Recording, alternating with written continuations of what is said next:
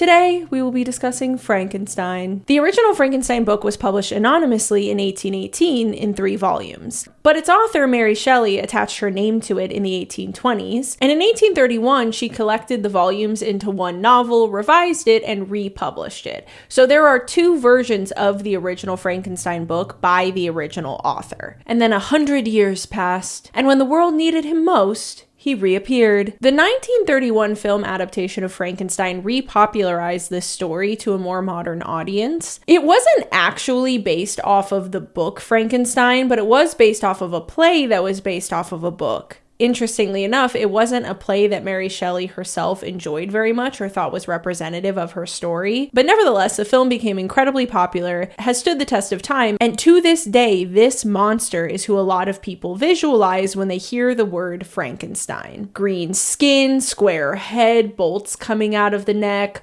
arms out in front of him, walking like a zombie, stitches everywhere. It's safe to assume you're familiar. When the film came out, Frankenstein as an IP was already in the public domain. The original book was old enough that nobody really owned the intellectual property anymore. I will admit to you that my original thesis for this video was actually going to be to watch every film adaptation of Frankenstein and talk about how the story has evolved over the centuries. And then I opened the Wikipedia page that has listed all of the pieces of media that have featured Frankenstein's monster and pretty much immediately gave up on that dream. So instead of watching all of them, I decided to read the original 1818 version, read the 1831 version, watch the 1931 film adaptation, and then watch the most recent Guillermo del Toro film adaptation, and use that to talk about how the story has evolved over the century. So that's what today's video is going to be. And the thing that I find the most fascinating about it, the way that the monster's story plays out in the original book, and how the growth of the cultural understanding of this character almost perfectly mimics his story and his message in the book. And this creature that is actually quite sympathetic and has a very tragic backstory, and maybe that doesn't justify what he ends up doing, but at the very least can explain it, has grown to be used often as a very mindless, monstrous zombie sort of character, which is exactly the misunderstanding that led to his suffering in the first place. And I just think that's fascinating. So that's what we're going to talk about here today. Full spoilers. Also, I forgot to record a spoiler warning, so I will just be openly talking about all 3 of these things, so if you don't want them spoiled, this might not be the video for you. But before we dive in, a little bit of housekeeping. Hey, what's up? My name is Meredith. Feel free to like and comment and subscribe if you're feeling cheeky. I also have a Patreon where the patrons pick the book that I analyze every month.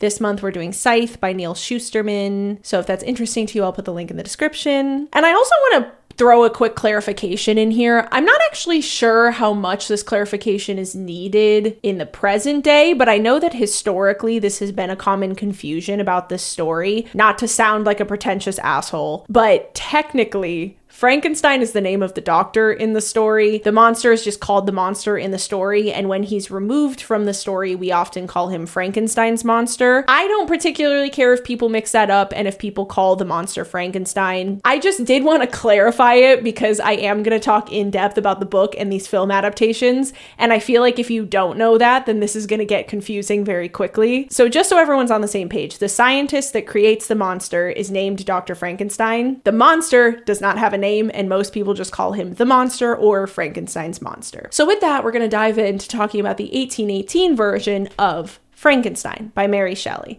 As I've already mentioned, it was originally published anonymously and her name was not attached to it until later, but it was wildly popular when it was released and it was originally published in 3 volumes. We open on a series of letters from Robert Walton to his sister. He is the captain of an expedition that is attempting to sail to the North Pole and potentially around the world to the north because they don't exactly know what's up there. He has been writing a series of letters to his sister, capturing his story as he preps preps the crew, finds a ship, sets sail, and feels very passionately about the scientific expedition that they are about to go on. And he tells her that he is going to continue to try and send her letters as they encounter other ships at sea, but there will reach a point where he's gone beyond where any ship has gone before. So he will continue writing her the letters, but who knows if he'll ever be able to send them. He'll only be able to do that if he survives. One day, they get caught in a little bit of an ice field. It's a very treacherous situation. The crew's freaked out. They want to turn around as soon as the ice clears,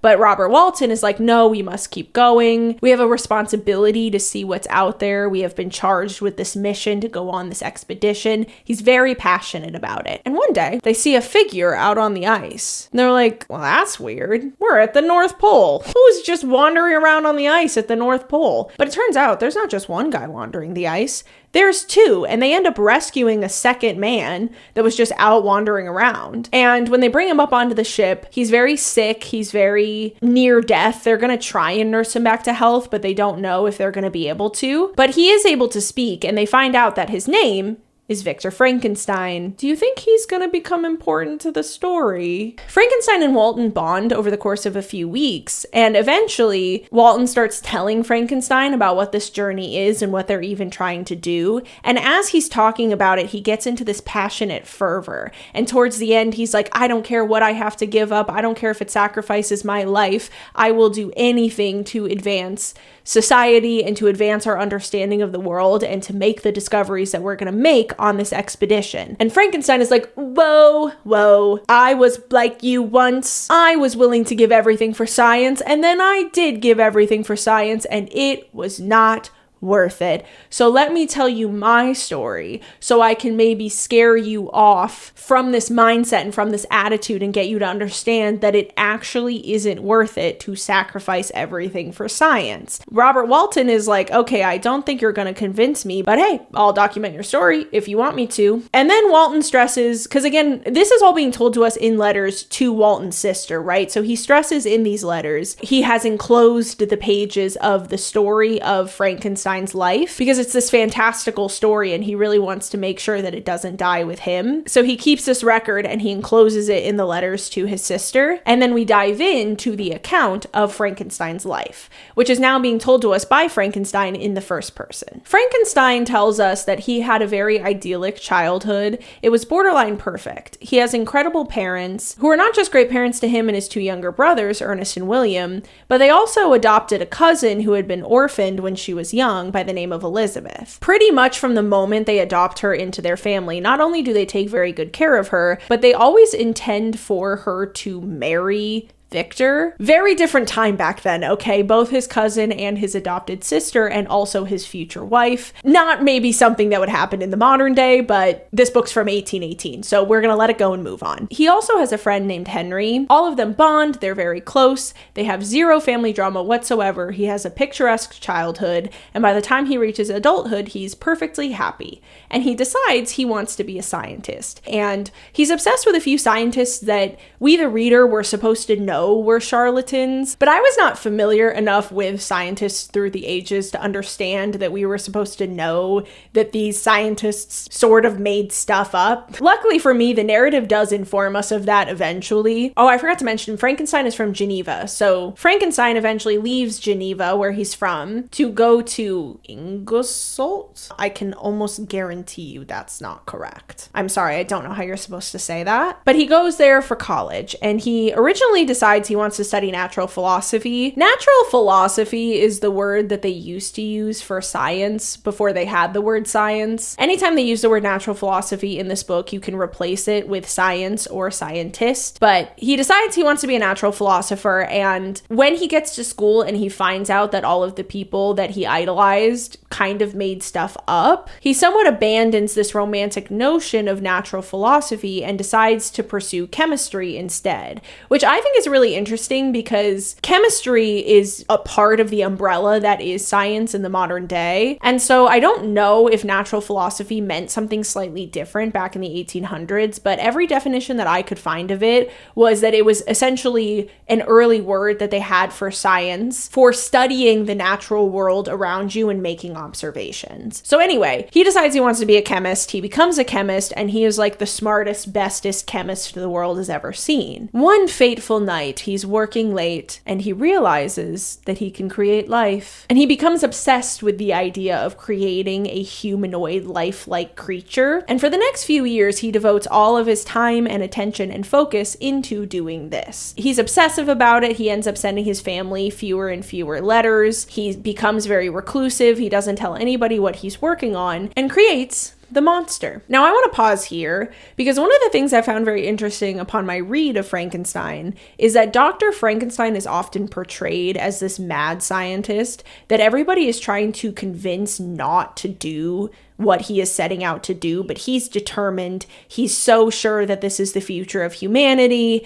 and that he's doing what's best for the world. And then it's not until the monster's actually created that Frankenstein sees what everybody around him has been trying to tell him. And so something that I found pretty interesting upon my read of the book is that Frankenstein is not portrayed as a mad scientist in the book, although we are inside of his perspective. So I guess it's up to your discretion whether or not you want to think that he's crazy, but he's very clinical about this whole thing. He discovers that he can do this. He's like, oh my gosh, I wonder if I could create a humanoid, lifelike creature. And then he just sets out to do it. And he's very scientific and very clinical about it. And he's just like, I'm going to do this and it's going to be a big scientific advancement. At least inside of his own internal monologue, we, the reader, are not led to believe in this moment that he is mad or that he is crazy. And nobody around him tries to talk him out of it because he doesn't tell anybody what he's doing. So he does on some level understand that the people around him probably wouldn't be okay with what he's working on, but it doesn't matter because they don't know. Another thing that I found really funny is that we're actually never told exactly how the monster is created, nor what the monster is made out of. The monster in later adaptations is often portrayed as stitched together body parts of other dead human beings who is reanimated via electricity. But in the book, he basically is like, after you hear my tale, you're going to understand why I don't ever want anybody to do this. And so I'm not going to tell you how I did it, what I made the creature out of, or how I brought it back to life, or anything like that. I'm not going to give you any information because I don't think anybody should ever do this. Genius. I love it. I wish more authors would do this. You don't always need to answer every question. Does it really matter how Dr. Frankenstein creates the monster? For the purposes of our story, no. So Mary Shelley doesn't try to explain it, and we all move on. But all of this leads up to the creation of the monster. And the second it actually wakes up and is making noise and seems very confused and is disoriented, Frankenstein is immediately like, what have I done? There is no, it's alive! It's alive! In the book, he's like, oh my God, it's alive. And he runs away. And then he goes back and the monster's still in there and he runs away again. And eventually he goes back to his apartment and the monster isn't in there anymore. And neither are his notes on how he created the monster. And he's like, you know what? Good riddance. And then he has a nervous breakdown. His friend Henry comes to the school to pursue his own academic endeavors. But when he finds Frankenstein in this state, he also devotes himself to nursing Frankenstein back to health. And it takes 2 years for him to fully recover from his nervous breakdown and to be in a state to finally travel home to Geneva, which he does. And right when he's about to arrive home, he gets a letter from a messenger saying that unfortunately he is not going to be welcomed into the happiest home because his youngest brother William has been murdered. Murdered, you say? Whoa. He didn't just die, he was killed. By who? Well, somehow Frankenstein immediately knows that it was the monster. I don't really know how. This is the beginning of what will become really my only criticism for this book, which is that it's quite convenient. When I read this for the first time, I thought that this was potentially the initial sign of madness because Dr. Frankenstein is often portrayed as a mad scientist. So maybe he starts to see the monster's actions in the bad things happening around him, regardless of if the monster is involved or not. But no, turns out the monster actually was the one to kill William. And somehow Frankenstein just knows knows that. But obviously everybody else doesn't know that, and so they're looking for William's killer. So everyone else thinks that it is their maid, Justine, who was the one who killed William. And then we get more flashback and more backstory of Frankenstein's childhood, but it's introduced now. I forget when we find out that his mother died. I actually might have accidentally left that out of some of the early setup. But before he leaves Geneva, his mother died of a fever.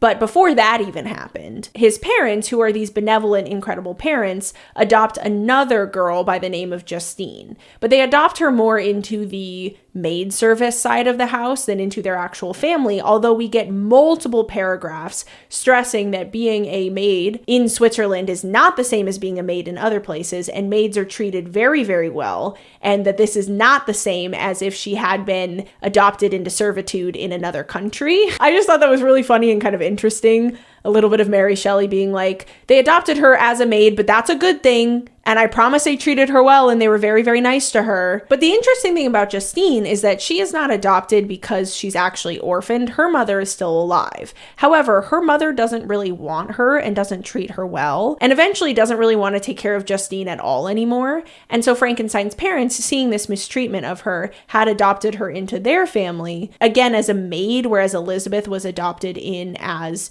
more of a child of theirs. But Justine adored Lady Frankenstein, Frankenstein's mother. And when she died, Justine took it very hard. When William is killed, he's a young boy. I think he's supposed to be between like 5 and 7. I don't remember exactly how old he is. But he actually had a portrait of their mother around his neck when he was killed, and the portrait was stolen. So they assumed that stealing that was the motivation of the murderer, and then they find the portrait on Justine. So she is found guilty of the murder of William and is executed for this. Although both Frankenstein and Elizabeth believe Justine to be innocent, but Frankenstein never tells Elizabeth who he thinks the murderer actually is, and he's 100% sure that nobody will believe him and everyone will just think him mad, so he still doesn't tell anybody about the monster. But he takes both of these deaths very hard, and he's like, both of these are on my hands. I created this monster, and now it's out here doing these monstrous things. Again, I'm not sure how at this point in time he knows it was the monster. And again, in my first read of this, I thought this was a sign of madness. I thought this was a sign of anxiety, but it turns out he's correct. And we find out that he's correct, and it was the monster who killed both Justine and William.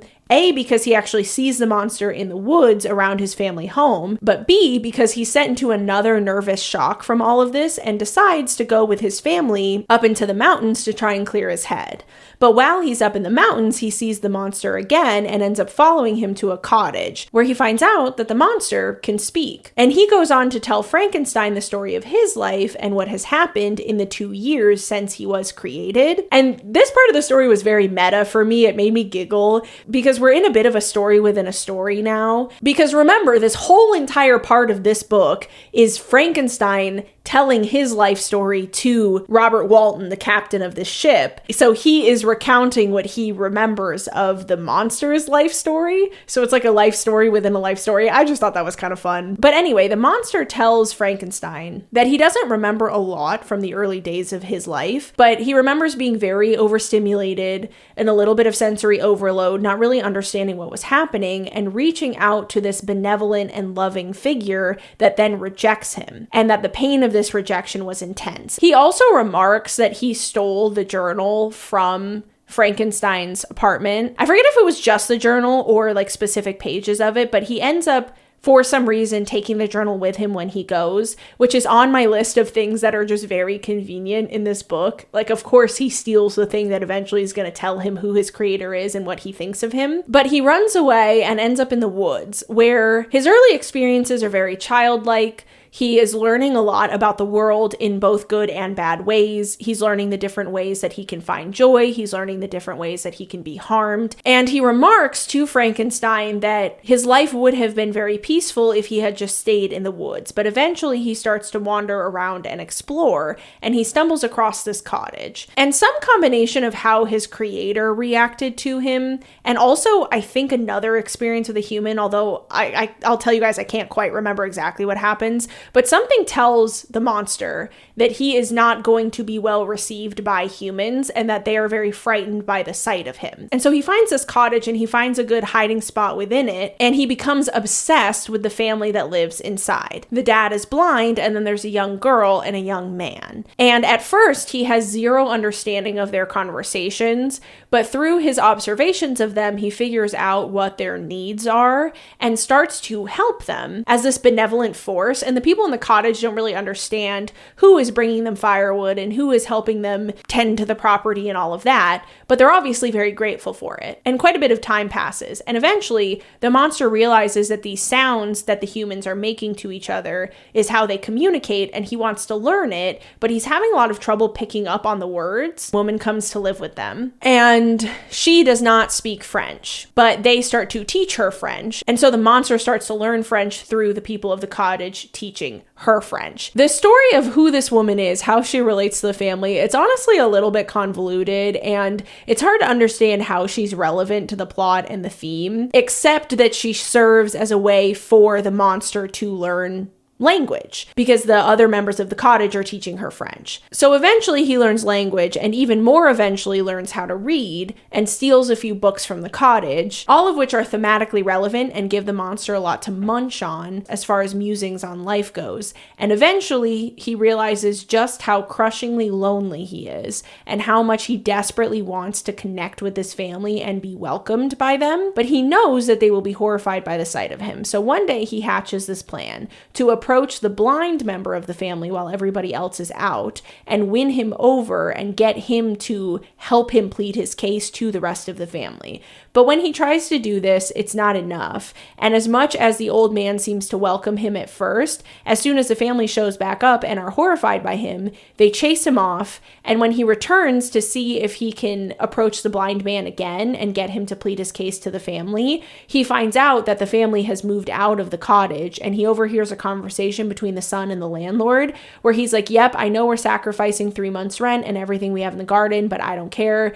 We can't stay here anymore. It's too spooky. It's too scary. There's a monster that lives around here. The landlord's just like, okay, dude, if you say so. And the monster is obviously heartbroken by this. It's incredibly tragic. It's very sad to read. And he realizes that he's never going to be accepted. He's never going to be welcomed, that human beings are always going to shun him. And he has this very interesting, very complicated set of emotions where he simultaneously really wants to be accepted by humankind, but views them to be very afraid of the unknown and unwelcoming and standoffish and mean and unfair. And so he simultaneously hates the humans and wants to be accepted by them and craves companionship with them.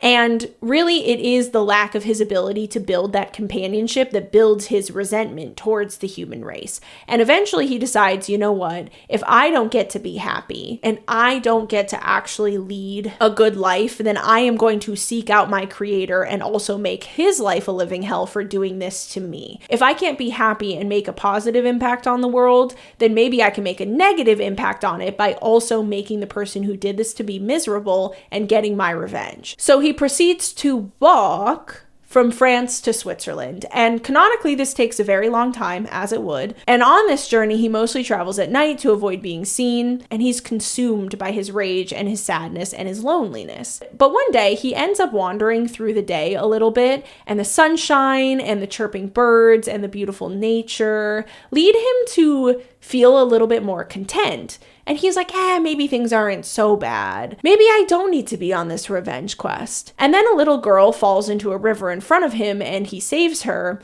only to be shot by the adult that was with the little girl because that person thinks that he's harming the little girl instead of helping her. Not only does this physically hurt him, but it causes him intense emotional distress, and it rekindles his rage and his desire for this revenge. And this one hurts him the most because it's so unfair. He saved that little girl's life and then was punished as though he was threatening it. And so he's just completely broken by this last thing that happens and resolves himself to his revenge quest and walks the rest of the way to Geneva, where he stumbles upon William in the woods. and he thinks to himself, hey, maybe this child will accept me because children are way more accepting than adults are. Nope, William is terrified of the monster. And through this conversation, William says something to him about how his dad is M. Frankenstein and he's not going to like this very much. And the monster's like, whoa, what'd you just say? You're a little Frankenstein boy. Are you perchance related to Victor Frankenstein? And William's like, yeah, that's my brother. Why? And the monster kills him. So Frankenstein was right. The monster did kill William. I don't know how he knew that. But anyway, the monster kills William, and then he does actively frame Justine. So he knows that putting the portrait necklace on her will frame her for this murder, and does it anyway. And he claims both of these lives as a part of his revenge quest to get back at Frankenstein for creating him and then despising him. Oh, I forgot to mention that he reads Frankenstein's journal, so that's how he knows this. He knows both that he was intentionally created and that his creator hates him, and that his creator is Victor Frankenstein, right? So this brings us back to the mountains where the monster and Frankenstein are sitting in this cottage. And the monster says to him, I'll tell you what, let's make a deal. I will leave you and the rest of humanity alone if you make me a companion. Because if there's a second monstrous, disgusting looking creature such as myself that I could bond with, then I would have companionship and I wouldn't be so miserably lonely. And we could just steal away to the woods to live out the rest of our lives. And Frankenstein, while he was listening to the tale of the monster, actually becomes quite sympathetic towards him and starts to feel very bad for him until he gets to the part of the story where he kills Frankenstein's brother and frames Justine and confirms that all of that was him. And Frankenstein's immediately like, no, dude, you killed my brother. I'm not making you a friend. A wife, no less. Go fuck yourself. But then he realizes that this monster is 8 feet tall. I don't know if I mentioned that. About 10 inches taller than Shaquille O'Neal. And also is very fortified, especially against the cold, and they're up in the mountains. So Frankenstein's like, okay, I'm probably not going to beat him in a fist fight, and I'm also probably not going to be able to chase him down. So I don't really think I have any other choice except to make him a companion, and I might as well, because then, you know, he'll leave the rest of humanity alone, and it kind of seems like everybody wins, as much as I hate the guy for killing my brother. So he agrees to it, and then he returns with his family to Geneva, where he puts off actually starting to create the companion for a few months. Eventually, his dad is like, hey, remember how you've been betrothed to Elizabeth since we adopted her into the family when she was like a tiny little baby? Do you want to marry her? Should we marry you guys now? And Frankenstein's like, wait, I want to travel to London. And once I get back from my travels, then I'll marry Elizabeth. And so he sets off with Henry to London and then Scotland,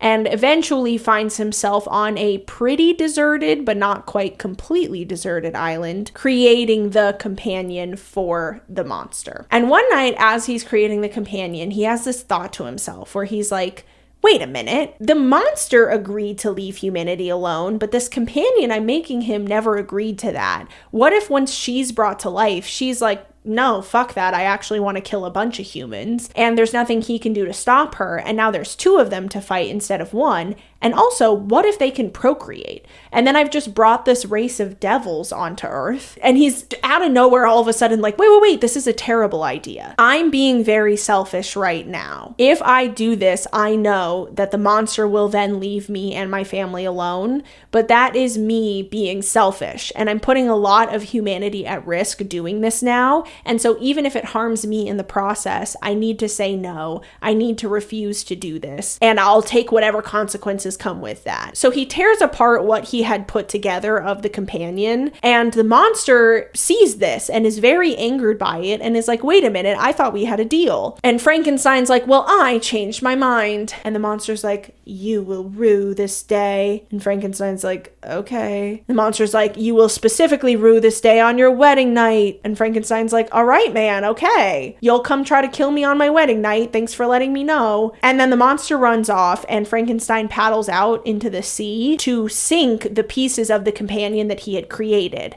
And then he gets kind of lost at sea and washes up on the shore of Ireland, where all of the locals are very, very standoffish towards him, and he doesn't understand why at first until they tell him that a body had been found on the beach, and when it had been found, there was a man sailing away on a very similar boat to the one that Frankenstein was on now, so they think he was the murderer.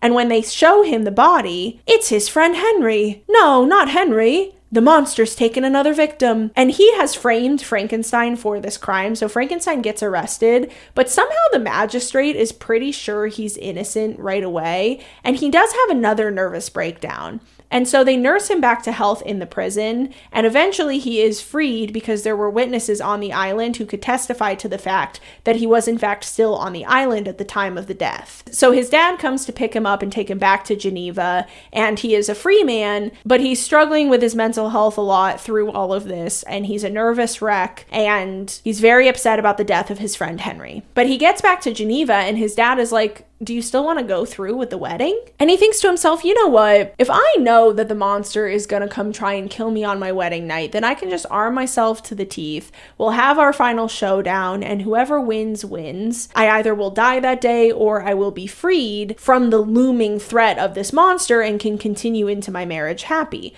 So he marries Elizabeth and they go off on their honeymoon. And on their wedding night, he tells Elizabeth to go to bed, and he's wandering the house strapped with weapons. And then he hears Elizabeth scream, and he goes running in there, and she has been killed by the monster. This death impacts Frankenstein more than any of the others, and he once again returns to Geneva to inform his father of Elizabeth's passing. And he is so torn up by this that the dad dies of grief. And this part made me laugh so hard because he's basically like, I have nothing left in this world except my middle brother Ernest, but he's not enough. So he does still have one living relative, but he's like, nah, fuck him. I'll just leave him the fortune. I'm gonna make it my life's mission now to chase down the monster. And so where the monster was on this revenge quest towards Frankenstein, now Frankenstein is on his own revenge quest towards the monster, and he chases him all the way to the North Pole where he has been picked up by this ship.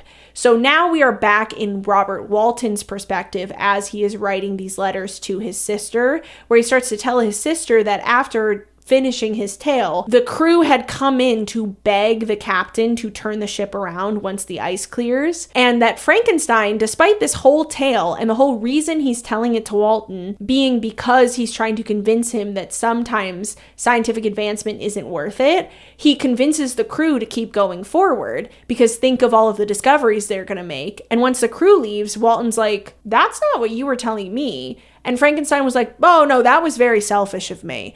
I don't know if I'll survive to kill the monster, but if I don't, you need to. So you need to keep going north so that you can find him so you can destroy him.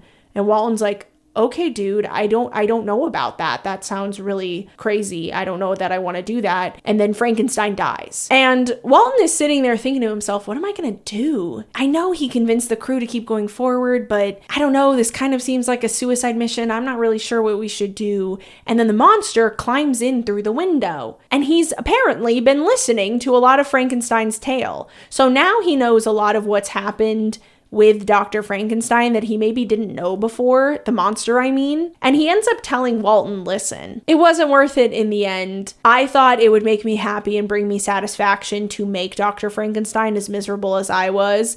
And now that I see that I have accomplished that, I realize how hollow and empty all of this feels, and the revenge isn't worth it at all. I have nothing to live for, and I actually think I'm just gonna go kill myself. And Walton's just like, okay. And the monster climbs out the window and presumably goes off to set himself on fire, although we never actually see this in the pages of the book. And the book ends with the ice clearing and Walton deciding to turn the ship around and take all the men safely home instead of risking their lives continuing the expedition. And that is the end of the book. The 1818 version, that is. So what's our theme? What's our purpose? What's our message? Well, a more obvious and literal interpretation of this book is this warning against scientific advancement for the sake of scientific advancement. Sometimes we shouldn't just think about, can we make something? But should we make something? What are the consequences going to be? None of these thoughts cross Dr. Frankenstein's mind before he creates the monster. And they potentially should have. And if they had,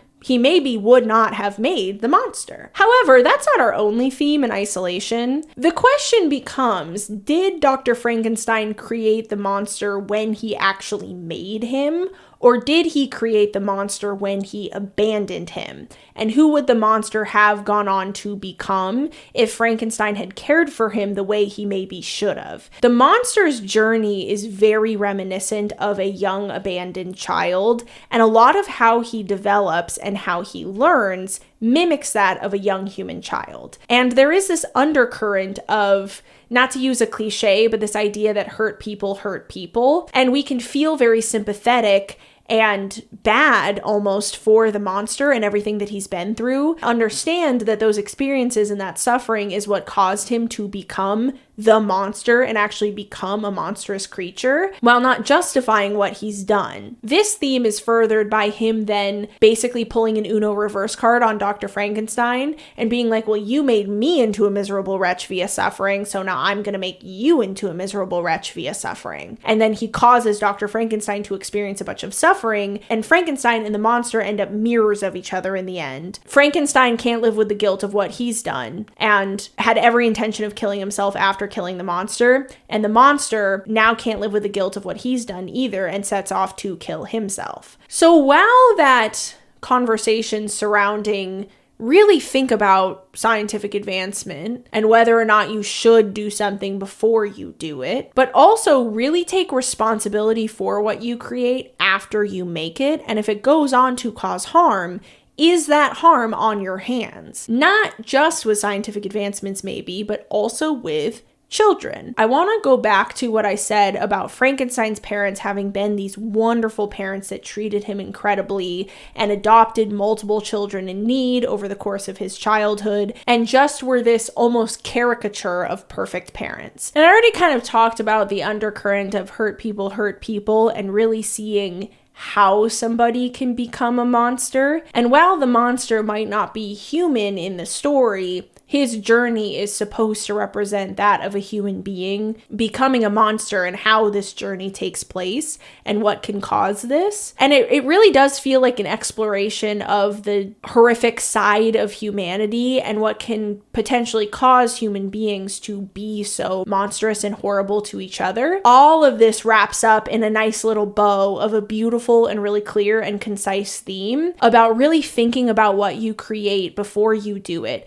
and taking charge and responsibility of it after creating it, and seeing that some of the most monstrous people in our society probably grow from not having that care that they needed when they needed it, and that is how a human becomes a monster. And it leaves the reader off with this fascinating question. We're all in agreement that Dr. Frankenstein created this monster, but did he make the monster when he created him, or did he make the monster when he abandoned him? And would he ever have turned out to be a monster if he had been cared for the way that he deserved? And that is the message of the book. The 1818 version, that is. So why did Mary Shelley do a revision? This was her first foray into writing, and that she'd learned a bunch since then, and she really just wanted to beef up the writing and bring it all into one edition and publish it as one book. She wrote a foreword for the new edition where she explains where the idea came from for the story. There was a little bit of a game going on with her and her husband and some of her friends of who can write the spookiest story, and she was having trouble coming up with an idea,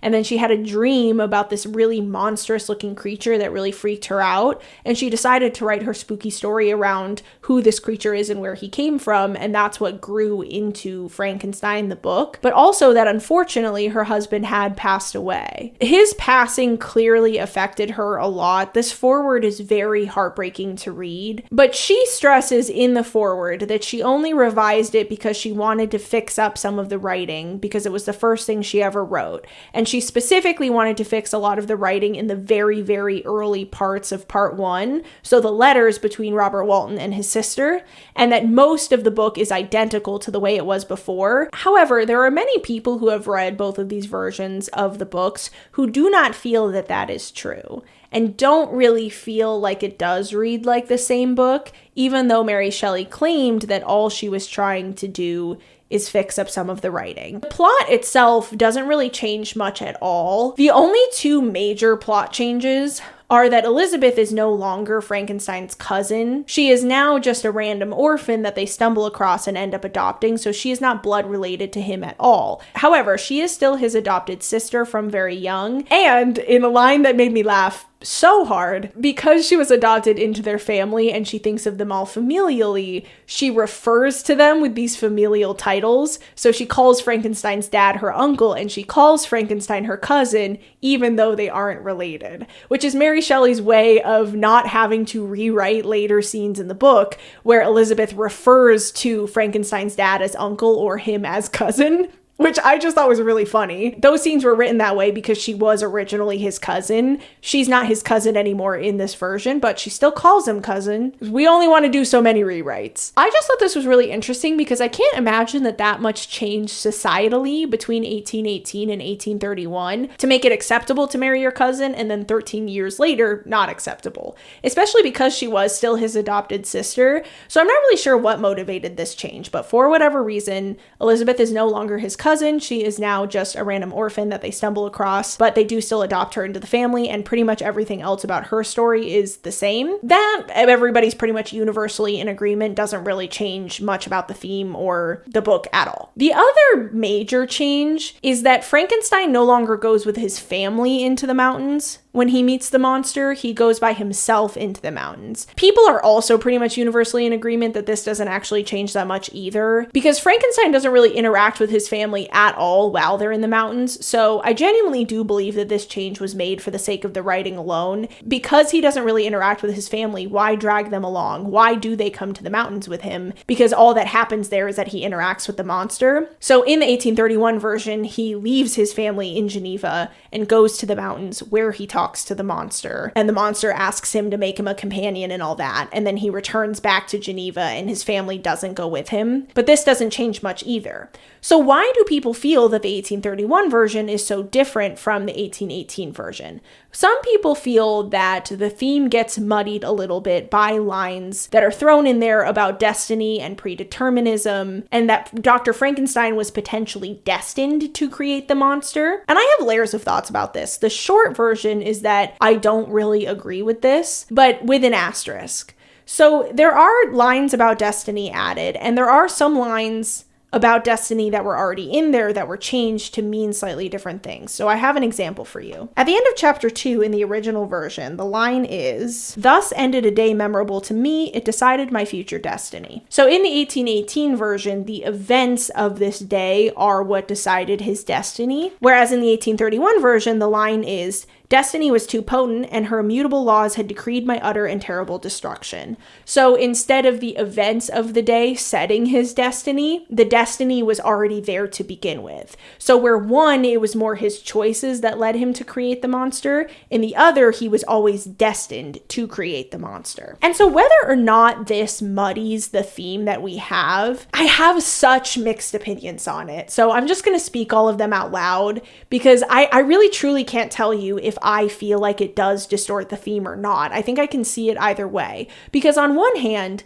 if Frankenstein does not choose to create the monster, then this whole idea of choosing whether or not we should make these scientific advancements falls flat. If he never had a choice to make the monster, then how could he have made the correct choice not to create the monster? And if all of it was predetermined and predestined, then him abandoning the monster was also predetermined, and the story never could have played out a different way. And a lot of people felt that these lines were added and this was all changed because Mary Shelley lost her husband in between these editions, and potentially herself became a lot more religious as a result. And many who have read both books feel like the first very much reads like it was written by an atheist, and there isn't really that much conversation about God or destiny at all, whereas in the second one there are these random lines thrown in that do imply that Mary Shelley's feelings might have been different about this at that point in time. I understand all of that, and on some level agree with it, but here's my counter. If that actually were the case, that she put those lines in there to make it so that Frankenstein was always truly destined to do these things and they weren't his choices. Because it's a few lines here and there, right, that were thrown into there about destiny and chance and him being cursed to have had this happen. Then what is the point of the book walking out the other side? That suffering exists, and what are we to do about it? And in a way, I guess, if she were very heartbroken at the death of her husband and was experiencing a lot of suffering and was struggling to find meaning in it, then shifting the theme into this, hey, sometimes horrible things happen to people and it turns them into different people as a result, and none of us have any control over that, and that's in God's hands. I can see that, but I also do feel that the original theme of the book is so strong. I don't know. I doubt that was actually her intention. I don't know if you noticed in the example lines that I gave, I do think the second is much more interesting and better written than the first. And I will tell you that having read the parallel text edition, I do think that the 1831 version is written significantly better than the 1818 version. The writing was definitely improved and made more interesting. I'm not sure that there were enough lines about destiny and chance added. I mean, there were 2 or 3 that I flagged, and I maybe wouldn't have even noticed them if I hadn't seen people say that was a difference between the 2 books. And I just don't think a book with this distinct and clear-cut a theme and this easily understood what the point of the message was, I just don't think that having 1 or 2 lines about destiny and chance ruins that. And I find it hard to believe that was her goal. And she said in her foreword that all she wanted to do was improve the writing a little bit. And so I wonder if she just thought those lines sounded better that way and put those in there. And potentially she was more religious when she wrote it. And she did believe a little bit more in destiny or God's will as opposed to individual choice. But I don't know. I still think the theme is really, really strong and really clear in the 1831 version. And so if I were to recommend one of these versions, I would recommend the 1831. It's also quite short. Most printings don't even crack 200 pages. So if you've never read it, I do recommend it. It wouldn't take you that long. It is a little bit convenient, as I've already mentioned, but it's fascinating all the same. And I do think it has a very impactful and poignant message that's still relevant to this day. And I do think the writing is better in the 1831 version. I would not recommend the parallel text edition. Oh my God, was that a brain teaser? That took me forever. And I probably messed some stuff up, honestly. I wonder if you guys are going to flag anything. It was probably one of the most difficult reading experiences I've ever had. I don't know why I didn't just read them separate, but I didn't. I read them both at the same time. I read them in parallel. Don't do that. So that's the book, that's the message, that's the theme, and those are my opinions on the 2 different editions. But what about the 1931 film? Well, the plot of the 1931 film is entirely different from this. The 1931 film adaptation of Frankenstein is wildly famous and was really a feat for its time. And I will disclose right here up front that I am not a adaptation plot has to match the plot of the original exactly kind of person. I'm fine with plot changes because if you're making an adaptation, then you're adapting the work to fit a new medium. And sometimes that means making changes to make the story fit the medium better. And at the time, films really were recorded plays in different sets. They did not have the technology advanced to the point where they can do the things we can do now, obviously. So the film might be simplistic to a modern eye, but it was incredibly impressive for the time, and it was wildly popular. And I am very forgiving in this situation of plot changes because of the limitations that they were under and how hard some of the events of the book might have been to portray on screen. However, I do feel that the theme changes a lot as a result of these plot changes. And so I don't really think that this 1931 film is a good adaptation of the original book.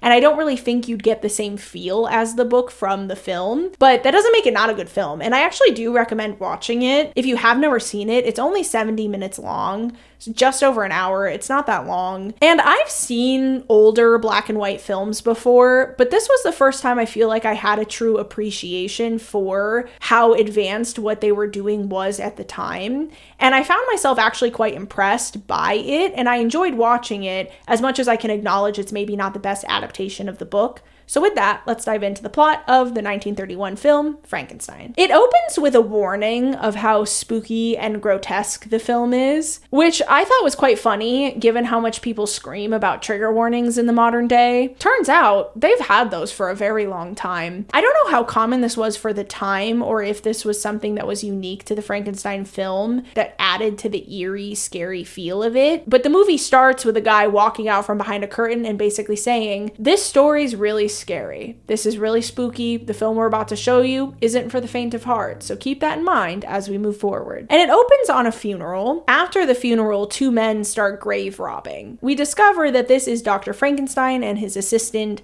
and that they are trying to collect body parts to create a body that they can then reanimate, because they are trying to reanimate life. Dr. Frankenstein in this adaptation is portrayed as a mad scientist. In the truest old-style definition of the cliche, he's one-track minded towards his goal and his creation. He's been ousted from the university. He's been shunned. And here's where we get to a very weird change. I don't really know why this is the case, but in this film adaptation, Victor is not the first name of Dr. Frankenstein. His first name is Henry. And the friend in this movie's first name is Victor. So it's really confusing, unfortunately. So I am going to refer to them as Frankenstein and the friend, just to keep everything really clear cut. I don't know why they would do that, but he's Henry Frankenstein in this. And Victor is the name of his friend. Or his brother. I don't know if he's also supposed to be Victor Frankenstein, but anyway, Victor is not the name of the doctor that makes the monster in this film. But I digress. Elizabeth and his friend are talking to his dad, and we find out that his dad isn't the most proud of Frankenstein.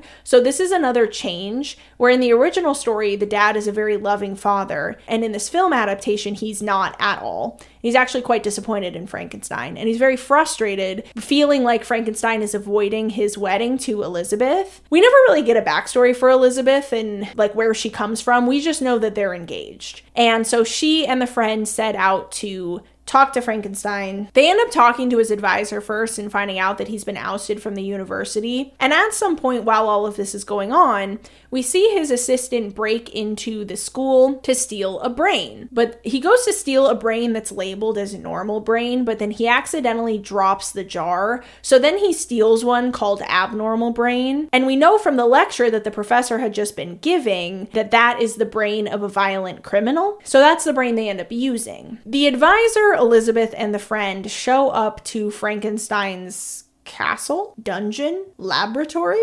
interesting looking building where he and his assistant have been living to do their experiments, and they try to stop him, but he's about ready to go. And the interesting thing about this version is that I had always thought that the monster is reanimated with electricity, and specifically with lightning in a storm, but in the film, Frankenstein explains that he has created a ray that creates life and that he just needs to power it with the electricity. So they do bring the body up into the sky with the ray above it. They never show it, but it gets presumably struck by lightning, and that's what powers it to do its thing. And this is when we get the "It's alive! It's alive!" that's so famous from the Frankenstein story. And he's very excited about the scientific advancement right at first. But they chain up the monster because they don't know that much about it, and they don't know how it's going to behave. And Frankenstein is nice to the monster and is trying to help him, but his assistant isn't. His assistant's actually quite horrible to the monster, and eventually the monster kills Frankenstein's assistant. But it's unclear how much Frankenstein knows about how much the assistant is mistreating the monster. And so when he kills the assistant, Frankenstein is like, "Oh my God, I've made a mistake." Oh, I forgot to mention, at some point in all of this, he finds out that they did put a criminal brain into the monster, not the right brain. I think that's before he kills the assistant. But anyway, Dr. Frankenstein then has, get this, a nervous breakdown. So his advisor tells him to go lay down and promises that he will kill the monster. But then he doesn't succeed, and the monster actually kills him instead and escapes. And presumably some time passes, although we don't know how much time that is, and Dr. Frankenstein and Elizabeth are on their wedding day. And we see the monster wandering through the woods, and then he stumbles across this little girl who's playing by a river. This scene was fascinating to me because the girl is very nice to the monster and the monster is nice to her in return, and they're playing with flowers, which is what the monster in the book expects from his interaction with a child, but he doesn't actually get that interaction. So we see how this child in the film behaves how the monster in the book expected a child to behave. And not only that, the monster and her are throwing the flowers into the river to watch them float, but then the monster doesn't understand that they're floating because they're the flowers, and so he picks up the little girl and throws her into the river as well, expecting her to float. And when she doesn't, this causes him a lot of distress, and he doesn't understand why this is, but he runs away because he's scared. And so he accidentally kills this little girl. So he's killed 3 people up to this point, but 2 of them were in self-defense, and one of them was an accident, and he didn't understand what he was doing. But all the same, it's Frankenstein's wedding to Elizabeth. He's freaking out a little bit about the monster, and when she starts to really freak out, he locks her in the room she's getting ready in. Again, in 1931, it was a different time. Okay, I had to let that one go. He's like, oh, you're freaking out for no reason. It's all going to be fine. And then he just locks her in there to basically have a breakdown by herself. Anyway, they've all been so nice to him when he's having his breakdowns, but I digress. And then the monster climbs into Elizabeth's window and they hear her screaming. Although in this version, he does not succeed at killing her. This just scares her quite a bit. And then the monster escapes. Then the dad of the little girl who died shows up and says that the monster is the one who killed her. Although I'm not really sure how he knows that at this point, but he does. And so Dr. Frankenstein says, you know what? There can be no wedding while this creature lives. We have to go kill him. And we get potentially the original angry mob scene. I'm not sure if there ever was one in a film before this, where all the people have their torches and they're going to go chase after the monster and kill him. Dr. Frankenstein is the one who finds the monster first, and they have a little bit of a showdown and a physical altercation where the monster pulls Frankenstein into the attic of a cottage where he was potentially living. So this is potentially another homage to the original book where he was hiding out in the cottage. But at first, the people are just surrounding the cottage and they don't really know what to do. But the monster doesn't realize that having Frankenstein in the cottage with him is what's keeping him alive, essentially. And he throws Frankenstein over the balcony,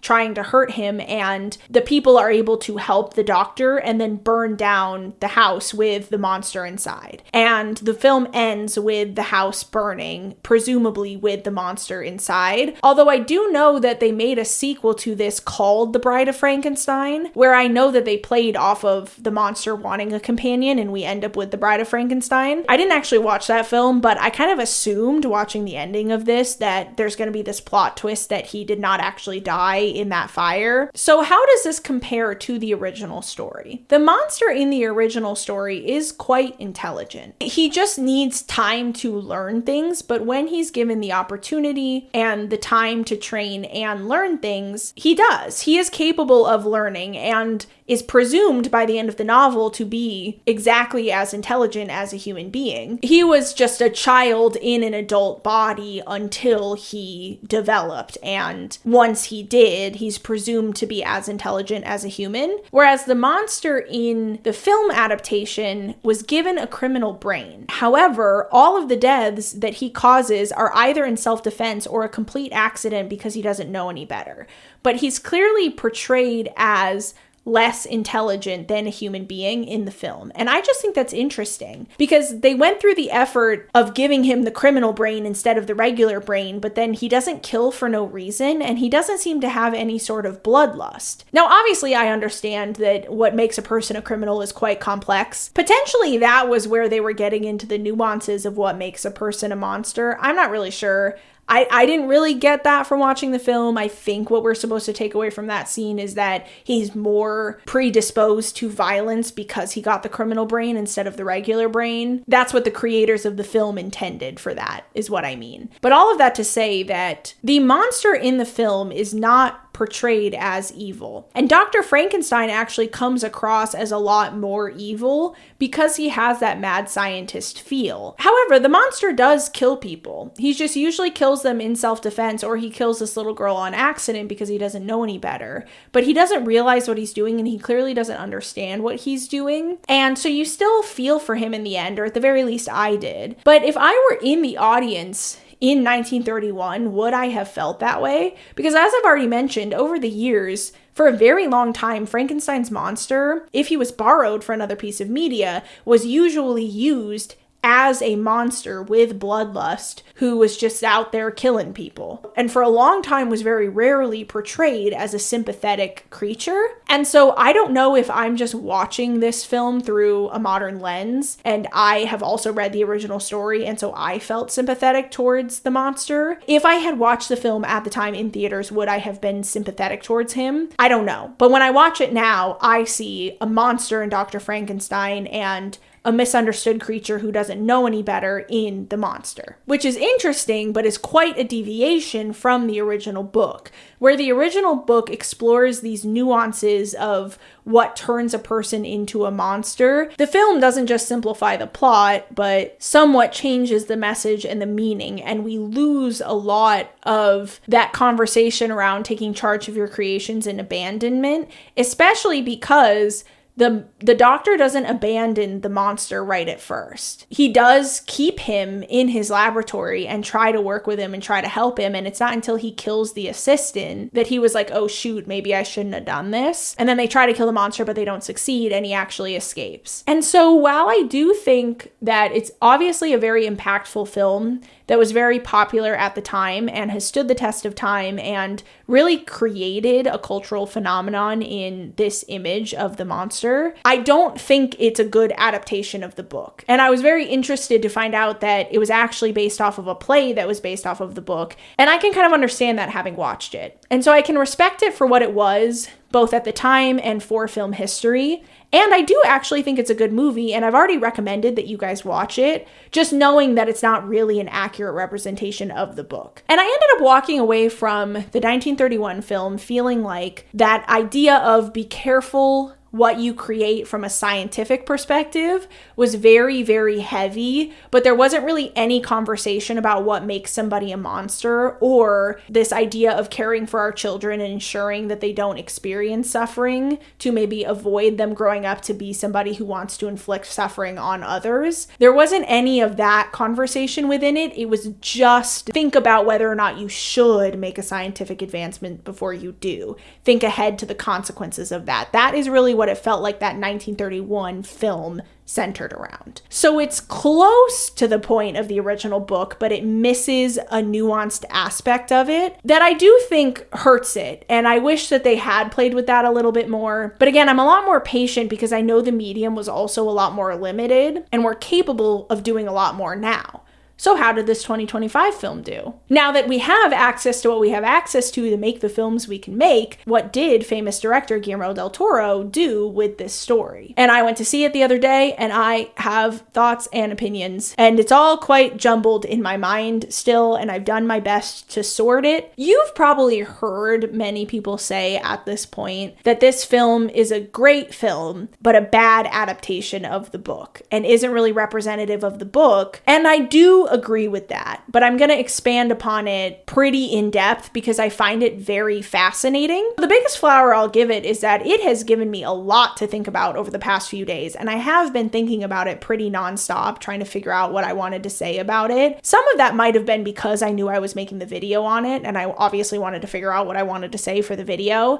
But I do think that some of the thoughts that I've been having are things that I would have thought about otherwise. Some in the positive and some in the negative, unfortunately. I already mentioned I definitely agree with the fact that this is not a good adaptation of the book. However, having freshly watched the 1931 film, that kind of makes sense to me. Because this film, the original Frankenstein, is so iconic in the film world. And Guillermo del Toro is a filmmaker. And so while I don't know this for certain, I certainly don't know Guillermo del Toro and I haven't asked him, but having seen the parallels between the original film and this newest film, there are significantly more parallels between the two films than there are between the newer film and the book. And so I wonder if most of his inspiration wasn't that original movie instead of the original book. And that's why it didn't come across as a great adaptation of the book, because it wasn't really trying to be. The real thought that this has given me, the thing that I've munched on so much over the past few days, is what makes something something an adaptation, because this movie was marketed as an adaptation of Mary Shelley's Frankenstein. And before the credits roll, it says, based on Frankenstein, the Modern Prometheus by Mary Shelley. Same that the 1931 film says, based on the novel by Mrs. Percy B. Shelley, which, again, marker of the time, threw me a little bit, but that's okay. However, neither of these films were really that accurate to the book. And the thing that makes me so interested in especially this modern film, it deviated even further from the original plot and the original message than the 1931 film did. The plot's entirely different. All of the characters are different. The only characters that were kept the same were Dr. Frankenstein and the monster. Not even the same as in they behave the same, but they're the same people from a premise perspective within the story that they were in the original book. And his name is Victor Frankenstein in this one, which is what it is in the original book. Everything about the plot is different. All of the other characters are different. There is a character named Elizabeth, but who she is in the story is nothing like who she is in the book or the original film. And William is Frankenstein's brother, but he doesn't die as a child and instead lives into his adulthood as Victor's brother. And then every single other character is wildly different. His dad abuses him. His mom does die when he's young, but she dies in childbirth, giving birth to William. She doesn't die from a fever. And his father is awful to him. He's abusive of him. And he does grow up to be this mad scientist. Him getting ousted from the university, him piecing the monster together from the dead bodies of others. All of this more closely mimics a 1931 film than it does anything that happens in the book. But I already told you guys, same that when I was talking about the film, I don't really care if there are plot changes, because you got to change it for the medium. As I've already said, Guillermo del Toro is a filmmaker, and I don't doubt that he was heavily inspired by the original film, but that doesn't mean that he wasn't inspired by the book as well. And up until I would say about the 3/4 point of the film, I still had a very open heart and a very open mind, and I was very curious to see how he ended it and how he wrapped it up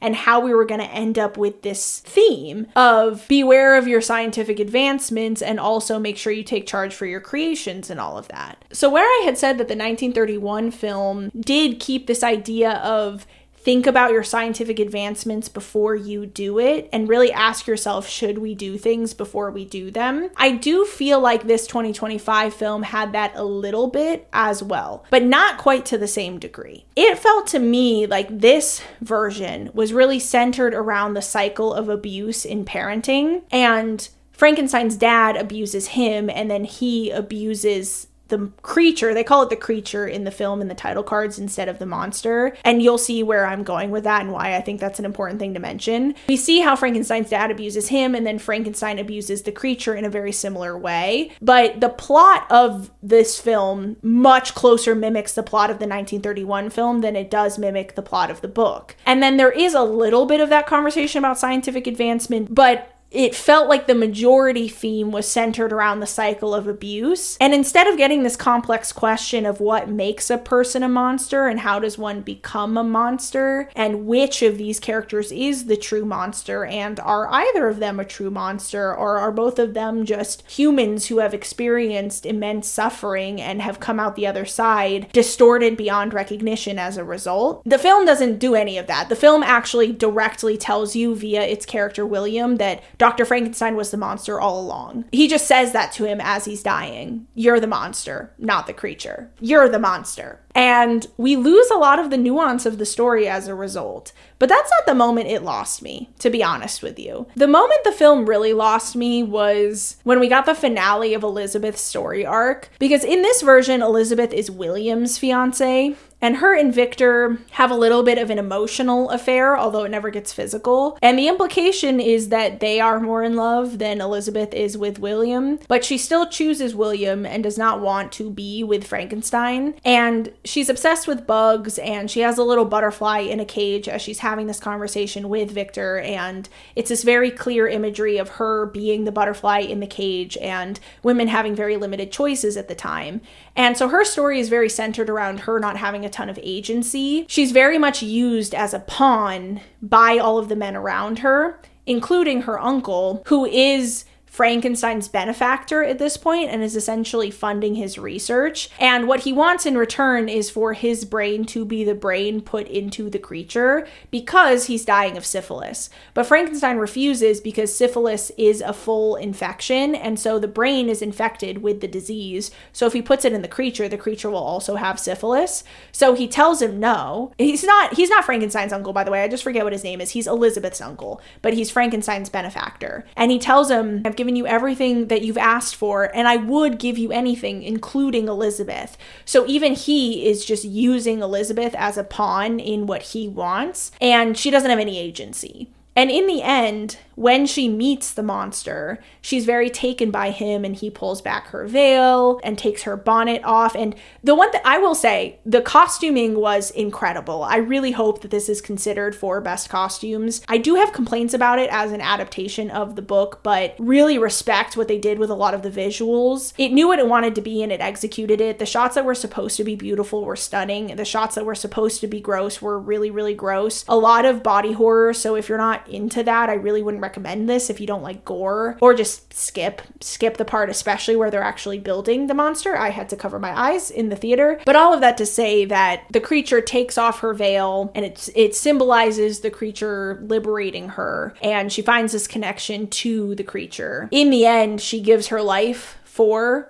the creature, trying to save him, and the creature carries her away from the wedding. She was getting married to William, by the way, not Victor, but anyway, the creature is carrying her away, and when she dies, she professes her love to him and says that he freed her. And listen, I was very angry about this until I thought about a recent album by a Miss Taylor Swift. My initial reaction was leave it to a man to think that the solution to women being a pawn in men's games is, and for a man to see you for who you really are and to free you. But to be fair, Taylor Swift literally just did the same thing. And thinking about this actually made me think about how much Elizabeth's story parallels Ophelia's from Hamlet. If you're not familiar, Taylor Swift recently put out an album called The Life of the Showgirl, which has a song called The Fate of Ophelia on it, which has been criticized by lovers of the play Hamlet because the character Ophelia in Hamlet doesn't have any agency in the story and is a pawn in all of the men's games, and her suffering is at the hands of the men around her. She doesn't have any control. She doesn't have any agency, and she ends up suffering and really having no way of getting herself out of the suffering, and ultimately decides to take her own life. And Taylor Swift wrote this song where she is essentially saying that a man, presumably her man Travis Kelce, is the one who liberated her from the fate of Ophelia. A lot of people have just said that this seems to be lacking understanding about the story of Ophelia. And like, I keep saying the sentence over and over again, but if she was a pawn in the men around her's game, then the key to freeing her was not another man. The only reason I'm bringing this up is because I have the same critiques for Elizabeth's story in this film. Her whole thing is about agency and liberation, but what liberates her in the end is a man.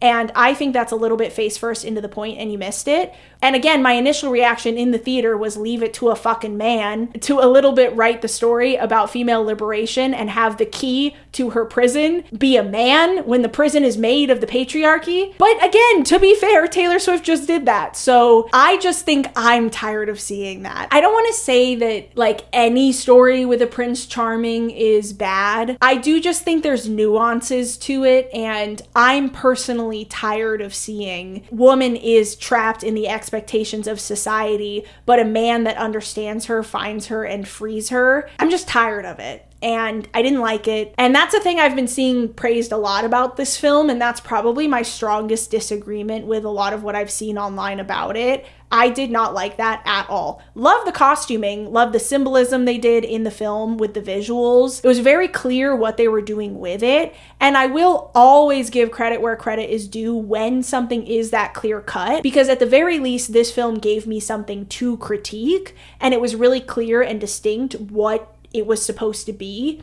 I just didn't like it. And so it wasn't for me, but other people are connecting to it and enjoying it. So that could just be my own personal opinion, but I was very frustrated by that. I kept having these moments where the film would do these things that deviated so much from the source material and seemingly lacked understanding of what the original work was supposed to be about. And then that part happened and I just was like, what? And especially because at that point, that was the third death that the creature had been blamed for that he had not caused. So Frankenstein blames both the death of the uncle and Elizabeth's death on the creature. Also, at one point he does bond with a blind man in a cottage, but he leaves to go find his origins, and when he returns back to the cottage, the old man has been killed by wolves, and then the old man's family shows back up and sees him standing over the dead body, and they think he killed the old man as well. And then he does kill some people, including William, in self-defense, escaping the wedding. And that's where, as William's dying, he says to Victor, "You're the real monster." The first moment that the creature even takes life is in self-defense, escaping the wedding. And up to that point, he has not done anything wrong. Like, everything's been a misunderstanding and everything's just been people judging him, but he has not done anything wrong. He's not a monster. He's just a creature. And again, they call him the creature on the title card. And so it's not until he's escaping the wedding, but he kills these people in self-defense. So even that is justified in a way because they would have harmed him had he not. It's not until the end of the chronology, which actually happens at the beginning of the film, where Victor has been rescued by the ship and the creature is trying to get onto the ship to get to Frankenstein, and he kills some of the crew members as a result. Those are the first lives he takes of his own volition that aren't justified. And so he's not really a monster. And again, William says out loud in the film, "You were the monster all along," to Frankenstein. And not only that, but the makeup they put Jacob Elordi in, he doesn't look that bad. Jacob Elordi himself is quite handsome, and I thought they would have distorted his features a little bit more, but they didn't. I can't imagine how long it took them to get him into all of that, but he's not that hard to look at. And in fact, he reminded me a lot of the blue girl from Guardians of the Galaxy. He actually looks so much like her. And that was somewhat distracting at points in the film because I was thinking about that instead of thinking about what was happening on screen. But anyway, he doesn't look monstrous and he doesn't look grotesque. And there isn't really a moment where a human looks at him and is horrified by what he looks like. He's also been accepted by Elizabeth, who could fully see him. And Frankenstein did try to train him after creating him and doesn't immediately reject him either. William also sees the creature and he's not a super big fan of him, but he's not immediately horrified him. The film lost the emotional impact of the blind man accepting the creature and becoming friends with him because there is a woman out there in the world that wants to fuck the creature at this point in time. So presumably being able to see him does not make you unable to accept him. Whereas in the book, the second people laid eyes on him, they were so horrified and scared by what they saw that they just ran away from him or attacked him, including his own creator. He was so grotesque and horrific to look at that his own creator ran away immediately upon creating him. That's not true in the film at all. And so we lose the emotional impact of the blind man accepting him and having a connection with him because presumably anybody would have. His appearance is not a barrier to people accepting him in the film. But I was still having trouble putting into words why all of this bothered me so much. And so I was perusing the internet. I was perusing other people's opinions, and I found this Reddit post that I actually feel gives the words to what I wanted to say that I was struggling with. So I'm just going to read this to you. This is from Darling Luna on Reddit. Shout out to you. Up until now, I've had great hopes for Frankenstein. I'm quite a Del Toro fan, with Pan's Labyrinth and Hellboy films being particular favorites. Del Toro has always had an affinity for finding the humanity in monsters we would typically consider grotesque, but here, Del Toro allowed his love for the monster to get the better of him to the point of removing any nuance or contrast within this character. As a fan of the original Mary Shelley novel, the contrast between this monstrous being and an incredibly tragic backstory has always been fascinating. The fact that such a grotesque, monstrous creature is an abandoned, vulnerable child lent the novel a horrifically poetic quality. But while Del Toro's adaptation has received praise for humanizing the creature, my experience of watching the film left me with the conclusion that Del Toro went too far in the opposite direction, to the point of robbing the character of the contrasts which have made him such a fascinating character across decades. The creature, as played by Jacob Elordi, is barely a monster. He rarely commits any violent acts throughout the film, and in 95% of instances, any violent acts are committed in complete self-defense. Instead of making you question who the real monster is, the film draws its conclusion for you, with characters literally calling Dr. Frankenstein the real monster. But the biggest misstep for me is in the design of the creature. Jacob Elordi is hard to fault in his performance, but instead of allowing his eyes alone to convey the vulnerability of the character, the creature essentially looks like Jacob Elordi in white makeup with a green hue. The effect this leaves us with is that whenever Elordi is on screen, we barely feel like we're watching a monster or an experiment gone wrong. I admire Del Toro's ambitions here, but in the process of humanizing Frankenstein, I think they meant the monster, more than any previous adaptation, he has lost something crucial. It leaves you with a lingering question. At what point has the monster simply become too human? And in robbing Frankenstein's monster of the crucial poetic tension that exists between his humanity and his grotesque nature, how much of a disservice has he done to the character? And then they had responded to somebody else saying, well said, feels like in his attempt to humanize the creature, he only made him more one-dimensional. Couldn't have said it better myself, literally. I tried very hard to figure out how to word how I was feeling, and then I read that and I was like, exactly! There's no nuance in this film. It tells you who the monsters are and who the good guys are. There's no conversation around how does somebody actually become a monster and what creates a monster. And while I was watching the film, the ending scene where the creature and Frankenstein forgive each other felt so out of left field, and I was so confused. I thought there was zero narrative justification for that conversation, and I initially walked away from it super confused because I felt like so much else about the theme and the symbolism and the way everything was portrayed on screen was so clear that the ending just confused me, and it felt like we hard shifted from this conversation about scientific advancement and the cycle of abuse into the point of life is to live, and the creature leaves the ship and kind of basks in the sunlight, presumably goes on to try and be happy and live a better life. Although I will appreciate the fact that in the original book he goes off to set himself on fire on the ice, and so him kind of basking in the sun's glow and being lit up by that is a little bit potentially to an homage of the ending of the book. But it took me a while afterwards in thinking about it to connect that to the cycle of abuse part and to see that as them breaking the cycle. But I wasn't able to see it in the moment. Maybe it was clearer to other people, but that moment in the film when I was watching it felt so unjustified and so confusing. And it wasn't until later when I was doing a lot of mental gymnastics that I felt like I was able to understand why the characters did that. But I still think that it actually served the theme a lot more than it served the narrative. I still don't think it was the most narratively justified in the characters' journeys and their emotions, but I do think it had to end that way for the movie to be about the cycle of abuse with parents. Not always, but sometimes people go on to abuse their children in a very similar way to how they were abused. When I first left the theater, I was pretty mad. And I'm glad I took a few days to think about it because I felt in the moment like I wasn't really able to discern whether or not it was a good film because of how angry I was about how bad an adaptation it was and how frustrated I was at probably the number of people that are going to go see this and think that this has anything to do with Mary Shelley's Frankenstein, because it basically doesn't. Like, essentially the only thing he took from the original is the name of the doctor, and they go to the North Pole and there is a woman named Elizabeth. It really just left me feeling like, what constitutes an adaptation? And at what point have you distorted the original work enough that you can't call it an adaptation anymore? Because none of the plot is the same, and none of the theme is the same, none of the point is the same.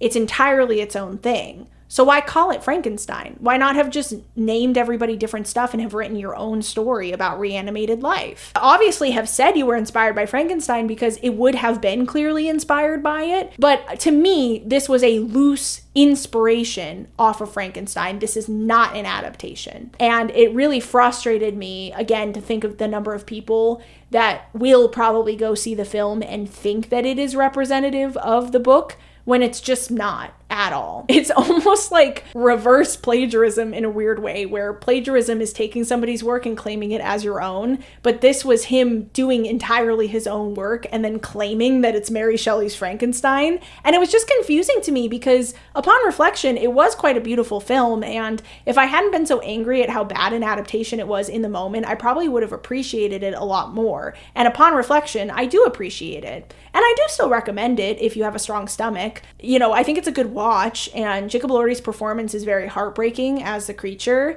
and Oscar Isaac does a very convincing mad scientist in a way that you don't often see that approached, where he's not like manic for a lot of the film, but he is clearly crazy. But that crazy is a lot more worked into him as a character and a lot more realistic feeling than the I'm gonna do science kind of mad scientist, you know? I do recommend it, and I do think it was a good film, but I do not think it was a good adaptation. In fact, I would not even say it was an adaptation. I think it's entirely its own thing. Do not go into it expecting it to have anything to do with Mary Shelley's Frankenstein in any way, shape, or form, because it just doesn't. And so should they have called it Frankenstein? I mean, legally speaking, they're in the clear. It's in the public domain. Anybody can call anything Frankenstein. Anybody can do anything with it that they want. I'll just go back to what I already said, which is it's not even that I think it's a bad adaptation. I just don't even think it is an adaptation. And so I don't think it should have been called an adaptation. And it's especially frustrating given this is the most famous book written by a woman ever. Tied with Pride and Prejudice, maybe. It's just, it sucks to see it done such a disservice. And it's so clear to me that he was significantly more inspired by the 1931 film than he was by the original book. But he didn't say that. And at the end, it says it's based off of the book. And I just don't think it is. As much as I can respect that he did his own thing with it and everybody has their own vision, and not everything's going to be for everyone. And a lot of people are really, really, really deeply loving this film and it's speaking to them. But I thought it was very simplistic in comparison to the original. And I really thought what that person said about taking all of the nuance out of the story, therefore taking a lot of the intrigue out of it as well, and turning both the creature and, in my opinion, Dr. Frankenstein into pretty flat characters that don't really change or grow that much over the course of the story. Dr. Frankenstein is the bad guy and the creature is the good guy, and that's how it goes the whole film, and there's no nuanced exploration as to what actually makes somebody a good person versus a bad person and what actually turns somebody into a monster. And it's just a disappointing misuse of an opportunity, in my opinion. I would have greatly preferred to have seen the original novel honored and respected in this adaptation, even if it wasn't going to be exact. And I think he could have meshed the 1931 film with the original into something that honored both in a way that could have been very cool, and it was just a missed opportunity, and it's really disappointing. So yeah, that's how I felt about it. But what do you guys think? I'm genuinely asking, how do you guys feel about adaptations? And do you think that something can change the original enough that it shouldn't be called an adaptation anymore, even if there are some references to the original? Let me know what you think in the comments down below. I love you guys, and I'll see you in the next one. Bye!